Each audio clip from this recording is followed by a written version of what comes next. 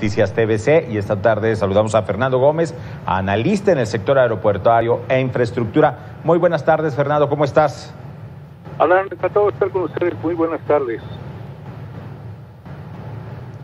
Es una situación muy importante la infraestructura en un país y sobre todo en México. Genera empleos, genera desarrollo, pero pues normalmente tiene unos peros, buenas decisiones que se tiene que tomar, la planeación, los estudios. Hablemos, por ejemplo, de aeropuerto, el nuevo aeropuerto de Santa Lucía, que ha sido polémico desde que se anunció su construcción. ¿Qué hay en esta obra? ¿Podemos decir que es una obra que cumple con todos los requerimientos, transparencia y demás? Sí, se han venido informando puntualmente. Sin embargo, el gobierno federal tiene el reto ante sí de demostrar que esta terminal cumpliría con las expectativas de resolver un grave problema que tiene la Ciudad de México, que es la saturación de su espacio aéreo. Es decir, hasta antes de la pandemia teníamos ya un problema de saturación, tanto en pistas como en cielos, desde hace ya más de 35 años, fíjate, Alan, que se viene posponiendo cómo se resolvería este asunto de la saturación en las operaciones y sobre todo la seguridad operativa, las impuntualidades que se gestan y toda la afectación en tiempo productivo de la gente. Sin embargo, se proyectó, como bien sabes, en Texcoco, se abortó, se canceló el nuevo aeropuerto de la Ciudad de México, se construye esta terminal complementaria en Santa Lucía, que era un aeropuerto militar, ahora tendrá vocación militar y civil, pero aquí el problema que todavía no se resuelve y no se ha dicho hasta el momento es que no sabemos si esa terminal va a operar vuelos nacionales e internacionales o solamente tendrá la vocación de una de las dos modalidades, porque no puede existir un aeropuerto como tal con las mismas funciones que el actual aeropuerto de la Ciudad de México, el Benito Juárez, puesto que duplicaría los costos de las aerolíneas al tener doble personal, dobles instalaciones, y tendría que ser un aeropuerto con vocación complementaria para evitar esta competencia que pudiera no resolver el problema, sino ocasionar otro.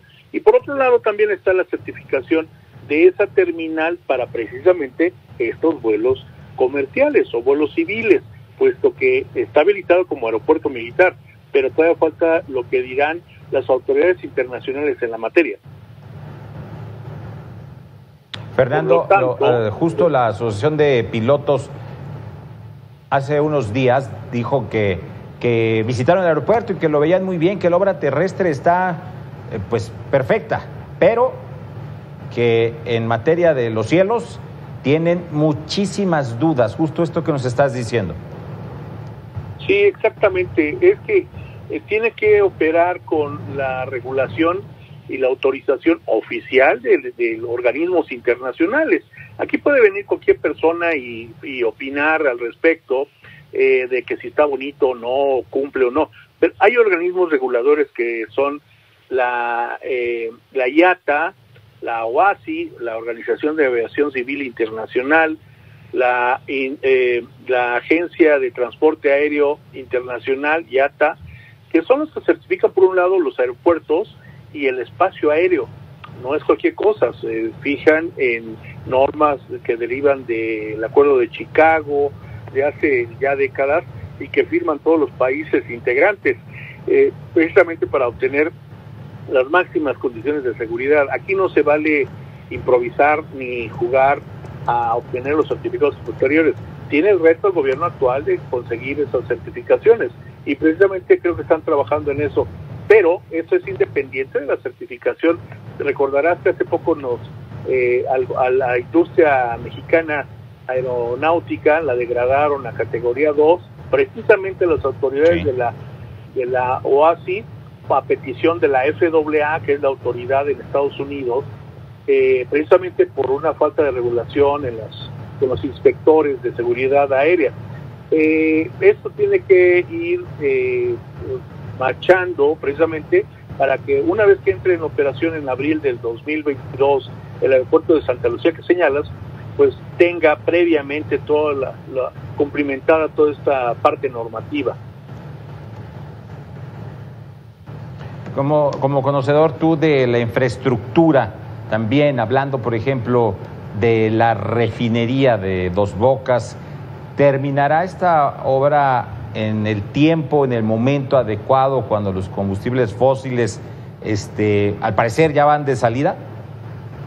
Mira, ahí hay una gran polémica de si es útil generar en estos tiempos una empresa, una refinería de tal envergadura, cuando ya la tendencia es otra, es tirarle más a cuestiones de uso de biocombustibles, de energías alternativas como la eólica, por ejemplo, y México pues pareciera que se está quedando atrás con el uso de este tipo de refinerías de combustibles fósiles.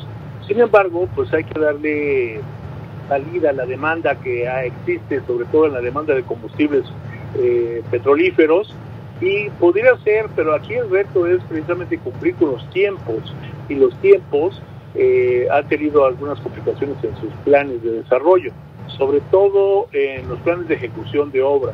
Ojalá y tengan la oportunidad de crear este cumplimiento en el calendario de obras que se requiere llevar a cabo puntualmente, así como las inversiones.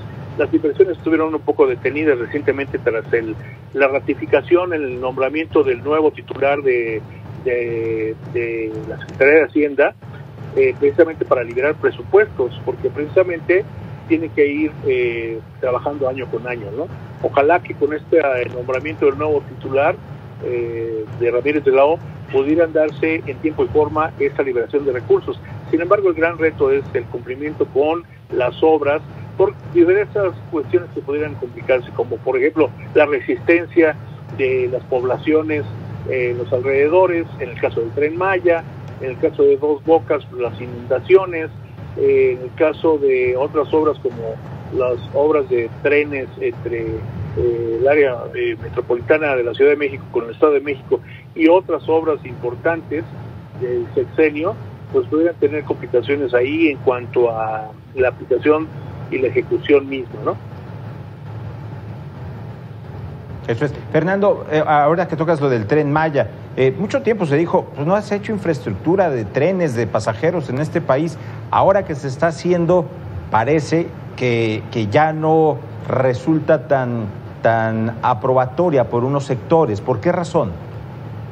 Es que mira, no se hicieron los estudios previos. Para todo este tipo de proyectos se requieren estudios previos de viabilidad, de inversiones, de realización. Precisamente tenía décadas el sector ferroviario de no tener transporte de pasajeros, salvo el transporte turístico que se da en la zona de Corralero, la ruta del Tequila en Jalisco y la de rutas del cobre en Chihuahua. No tenía movilización de pasajeros como hace décadas o a principios del siglo pasado, que se dio el gran auge de la transportación y de la comunicación del país a través del transporte ferroviario. Desapareció por algún motivo, no hay demanda en el mercado, no hay infraestructura, solamente nos enfocamos al transporte de carga y ahora que se quieren tomar esto, pues hizo falta ver la viabilidad, hasta donde sé que de que las inversiones, aún siendo públicas, tuvieran una viabilidad en cuanto a la rentabilidad, porque si no, tendría que hacerse una especie de subsidio en el pasaje del transporte. Ahora, como va a ser enfocado al sector turístico, en el caso de la Ruta Maya, pues habría que ver también los costos que tendrían que aplicarse para precisamente detonar esas zonas tal como se pretende, porque si no, aunque sean recursos públicos, tendría que haber subsidios para que también los pobladores lo pudieran utilizar. Si no, no tendría sentido. Sería solamente crear infraestructura para el sector turístico. ¿Y qué pasa con la gente, la población que trabaja de un pueblo a otro? Como sucede con los meridenses o la gente que vive en Yucatán y se traslada a la Riviera Maya o a Cancún a trabajar el resto de la semana, ¿no?